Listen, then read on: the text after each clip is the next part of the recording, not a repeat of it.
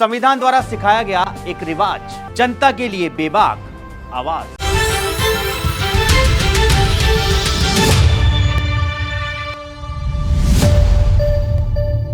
नमस्कार दर्शकों, स्वागत है आपका फोर साइड्स टीवी में। मैं हूं आपके साथ आशुतोष। बात कर लेते हैं दिल्ली की राजनीति की। अरविंद केजरीवाल को यूपी के मुख्यमंत्री योगी आदित्यनाथ भी करीब करीब वैसे ही टारगेट कर रहे हैं जैसे वो प्रधानमंत्री नरेंद्र मोदी के निशाने पर बने हुए हैं। योगी और मोदी के हमले में स्थानीय मुद्दे तो कॉमन है, लेकिन योगी जहां हिंदुत्व की लाइन पर धावा बोल देते हैं, मोदी भ्रष्टाचार के आरोपों पर फोकस नजर आते हैं। योगी की दिल्ली में एंट्री से ठीक पहले प्रधानमंत्री मोदी ने कहा था, शीश महल आम आदमी पार्टी के धोखे और झूठ का उदाहरण है और दिल्ली वाले आप वालों की आपदा और उनके झूठ और फरेब से ऊब चुके हैं।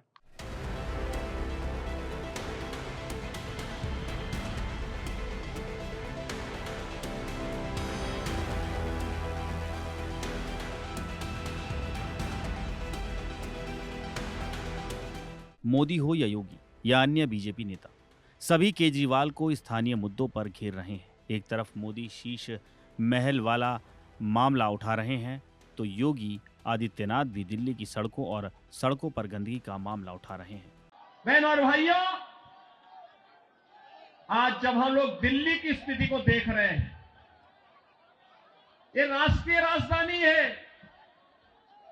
और राष्ट्रीय राजधानी में एनटीएमसी के क्षेत्र को छोड़ दें, शेष दिल्ली में क्या स्थिति है सड़कों की, शेष दिल्ली में क्या स्थिति है सीवर की, शेष दिल्ली में क्या स्थिति है स्वच्छता की और क्या स्थिति है पेयजल की।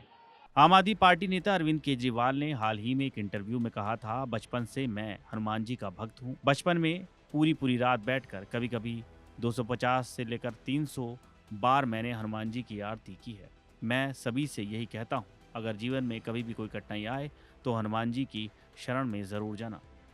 टीवी पर इंटरव्यू के दौरान हनुमान चालीसा पढ़ चुके अरविंद केजरीवाल हाल ही में रामायण की कथा सुनाते हुए रावण और मारीच के किरदार में कन्फ्यूजन को लेकर विरोधियों के निशाने पर आ गए थे। दिल्ली के बुजुर्गों को अयोध्या दर्शन कराने के साथ साथ उनकी दिल्ली सरकार और जगह की तीर्थ यात्राएं भी कराती रही है। दावा तो यहां तक किया गया है कि दिल्ली सरकार अब तक 90,000 लोगों को तीर्थ यात्रा करा चुकी है।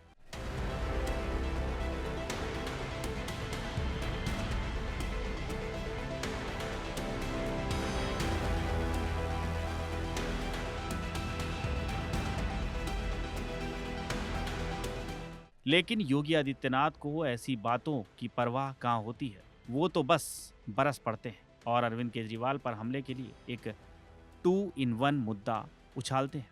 दिल्ली में यमुना की हालत को लेकर योगी ऐसा मुद्दा उठाते हैं जो लोकल भी है और हिंदुत्व से भी जुड़ा है।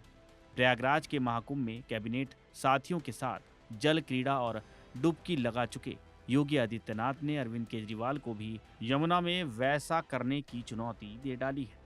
दिल्ली विधानसभा चुनाव के लिए किराड़ी में बीजेपी की रैली में योगी आदित्यनाथ आरोप लगाते हैं कि अरविंद केजरीवाल ने यमुना को गंदे नाले में बदलने का पाप किया है। यमुना के साथ ही योगी आदित्यनाथ रोहिंग्या का मुद्दा भी उठाते हैं और केजरीवाल को घेरते हैं। हालांकि इस मसले पर अरविंद केजरीवाल और दिल्ली की मुख्यमंत्री आतिशी पहले ही अपना पक्ष रख चुके हैं।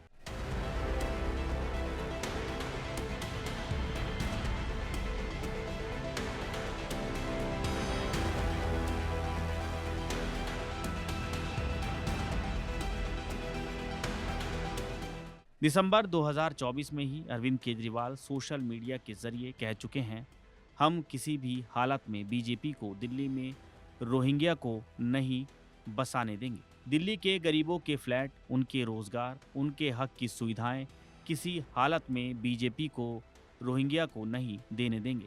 और फिर कहते हैं, दिल्ली में जामिया मिलिया के पास कई एकड़ जमीन उत्तर प्रदेश के सिंचाई विभाग की है। आम आदमी पार्टी के नेताओं ने वहां अवैध बांग्लादेशियों को बसाया।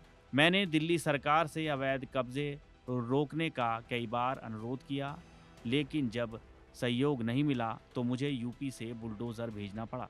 उन्होंने ये भी कहा कि आज दिल्ली में ये पता ही नहीं चलता कि सड़क पर गड्ढा है या सड़क गड्ढे में है।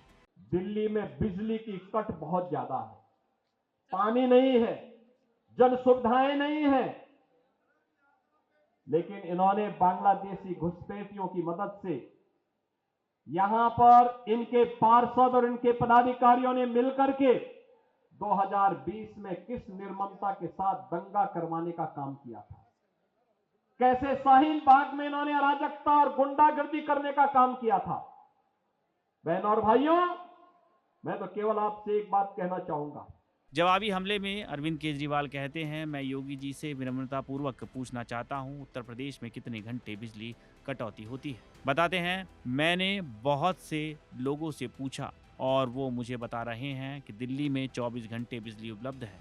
हमारी सरकार दिल्ली में 10 साल से है। हमने सुनिश्चित किया कि दिल्ली में 24 घंटे बिजली रहे। उत्तर प्रदेश में भारतीय जनता पार्टी 10 वर्ष से डबल इंजन सरकार चला रही है। वहीं केजरीवाल ने दिल्ली में बढ़ते अपराध को लेकर यूपी के सीएम योगी और केंद्रीय गृह मंत्री अमित शाह से सवाल किए।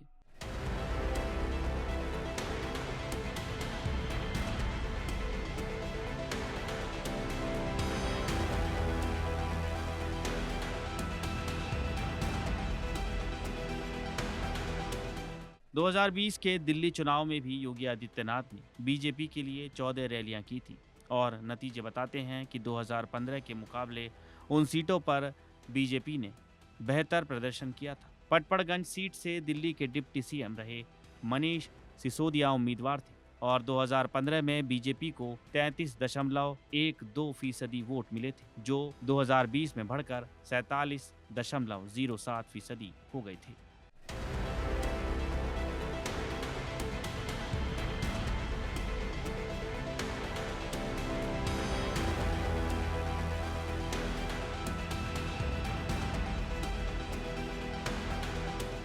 खबरों में रहना है अपडेट तो देखते रहिए फोर्साइट्स टीवी।